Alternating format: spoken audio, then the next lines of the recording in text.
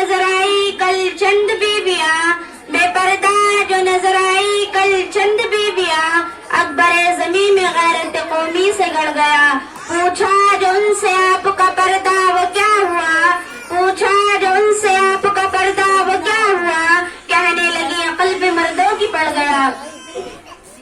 میری پیاری بہنوں، میں نے آپ کے سامنے قرآن پاک کی آیت کا ٹکڑا پڑھا ہے جس کے اندر پیارے نبی صلی اللہ علیہ وسلم کو اس بات کی ہدایت دی گئی کہ اے نبی اپنی بیویوں اور بیٹیوں اور تمام مسلمانوں کی عورتوں کو اس بات کا حکم دیجیے کہ وہ اپنے اوپر تھوڑی سی چادر لٹکا لے، یعنی کلام اللہ شریف کی آیت میں پردے کا حکم نازل ہوا۔ قرآن پاک کی دوسری آیت کا ٹکڑا ہے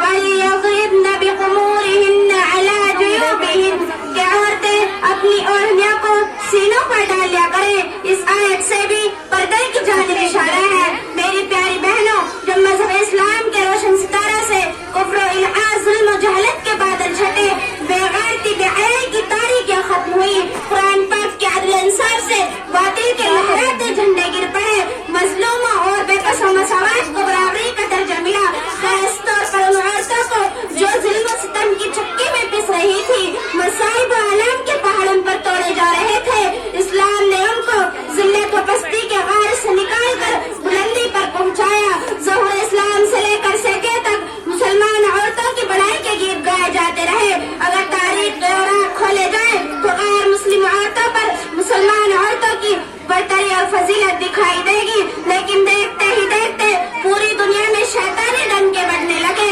مسلمان عورتوں کو مکاری عیاری کے پھندے میں پھنسانے کے ارادے ہونے لگے، مسلمان عورتوں کو اس کے گھر کی چار دیواری سے نکال کر اسے شرعام پر بدنام اور رسوا کرنے کی انتھک کوشش کی گئی، اسے شامہ محفل بنا کر درندہ صفت انسانوں کے حوالے کیا گیا کہ پردے کی مخالفت میں لاکھوں صفحات سیاہ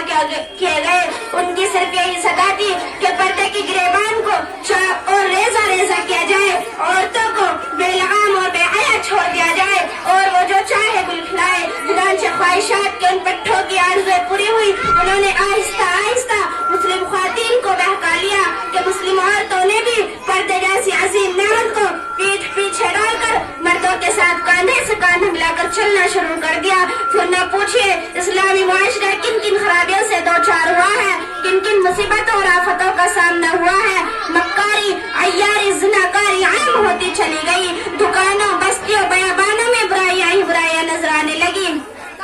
میری پیاری بہنوں، اگر اسلامی دشمنی طاقتیں یورپ، امریکہ پردے کے خلاف نعرے بلند کریں تو ہمیں اس پر کوئی حیرانی و تعجب نہیں، چونکہ اسلامی تعلیمات کو ہر طرح بدنام و رسوا کرنا ان کا شیوا بن چکا ہے۔ مگر افسوس ہے افسوس،